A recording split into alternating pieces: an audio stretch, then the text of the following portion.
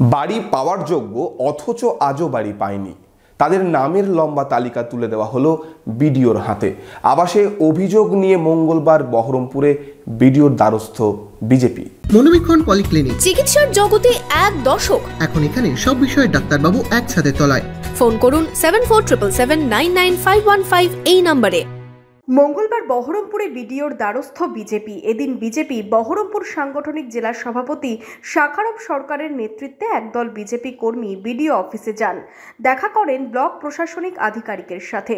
বিজেপির দাবি, বহরমপুর ব্লকে আবাস যোজনা নিয়ে সরব তারা।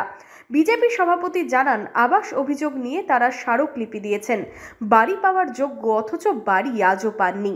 সেই লম্বা তালিকা বিডিওর হাতে তুলে দেওয়া হয়েছে বিজেপির পক্ষ থেকে। যারা বাড়ি পাওয়ার যোগ্য, যারা আজও বাড়ি পাচ্ছেন না, তাদের আমরা লম্বা লিস্ট বিডিও সাহেবের হাতে আমরা তুলে দিয়েছি। আমরা সেই মতো আমরা প্রমাণ দিয়েছি। আমরাও 7 দিন সময় দিয়েছি।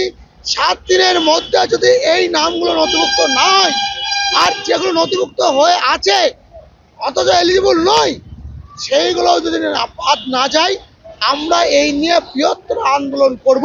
আমরা বিডিও সাহেবকে বলেছি